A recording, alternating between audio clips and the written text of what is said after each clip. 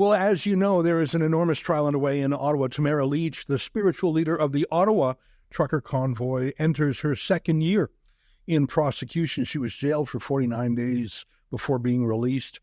And the trial is a bizarre, excruciating exercise. It's so clear to me that the process is the punishment. I think the Crown realizes they don't really have a case against her. They'll just use the trial itself as a kind of punishment.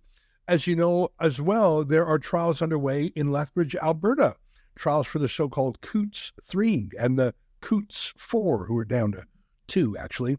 Coots, of course, being the name of the town, the little village, actually, at the border between Alberta and Sweetgrass, Montana, where there was another blockade. Those are serious trials, and they continue in the weeks ahead. But there was a third location where the truckers had a sensational blockade that made international news. You may recall that the city of Windsor, across the bridge from the American city of Detroit, was blocked as well. And this got great attention in Toronto because that bridge is an important international hub for the auto industry. Well, many charges were laid over that. And I'm delighted to report to you news from our cousins at the Democracy Fund. Let me read to you from a press release. The Crown Attorney has withdrawn all criminal charges against William Laframboise, the alleged leader of the Windsor protests that blocked the Ambassador Bridge in February of 2022. The Democracy Fund litigation director, Alan Honner, stepped beside his client, Laframboise, as the charges were withdrawn before Justice Campbell this past Wednesday. And here's my favorite part.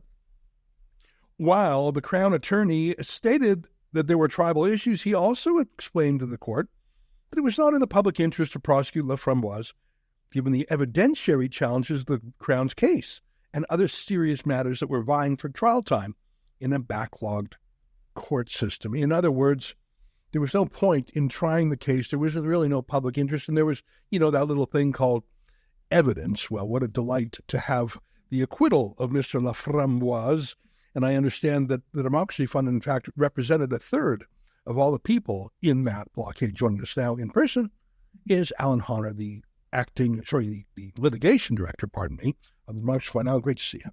Thanks very much for having me on, Ezra. Well, I think it's pitiful that they went all the way to the end before saying, just kidding, we don't have enough evidence to try it. They didn't have any less evidence today than they had 2 years ago or 2 months ago.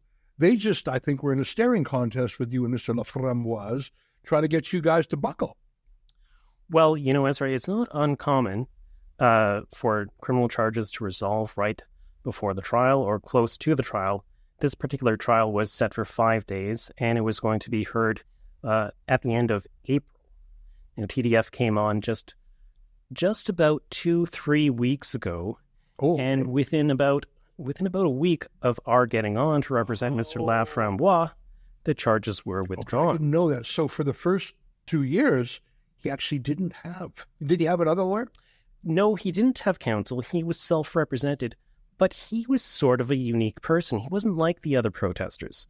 All of the other protesters that we represented, they were all arrested on the streets at the scene of the protest. But Laframboise was different. He was arrested about 6 months later. And he was arrested because, I suppose it's the police, maybe it was the Attorney General, decided that they needed a leader. They needed somebody who could probably be a bit of a scapegoat for the blockades that happened in Windsor. And like I say, it's not that uncommon for charges to resolve prior to trial. So that's when everybody's focused on them.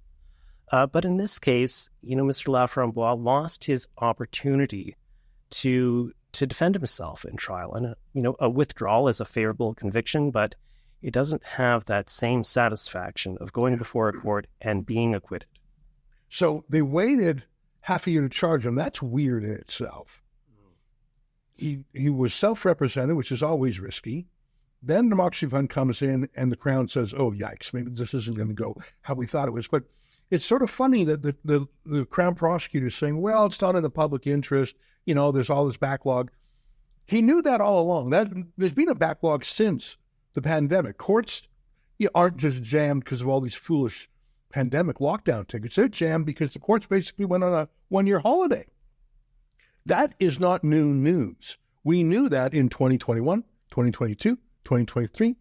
And it's only been used as the excuse now. I think that the presence of Democracy Fund lawyers was probably the thing that tipped the balance. They thought this is not going to be a cakewalk. Well, Ezra, all lawyers would like to think that. When I got on the file, the charges were withdrawn. And, it's a chronological fact. Maybe there's some truth to that. But I think, I don't think the facts were there to convict Laframboise. The facts weren't there to convict a lot of these people who were arrested in connection to these protests. Now, one of the interesting things that happened when I was in court with Mr. Laframboise is that the Crown Attorney came in with a prepared statement. It was about 2 pages long.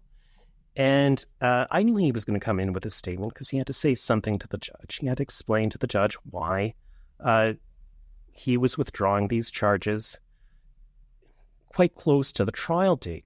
Judges don't always like that because we have this backlog court system. And if you resolve something too close to trial, the judge will ask, well, why didn't you do it sooner? I could find somebody else. Yeah, because they've got this judge now, a week of his life is freed up, and he's not going to take a vacation, but how can he fill that with real work? Real work is on short notice. So it's a discombobulation to him. It's a discombobulation to the entire legal system. That's right. And as you say, there's a backlog in the court system. That existed before COVID, but COVID made it so much worse, right? And so the Crown Attorney comes in and he makes these comments, which I think are very fair. He admits that the evidence isn't as strong against Mr. Laframboise as the Crown would like it to be. So there are real triable issues here.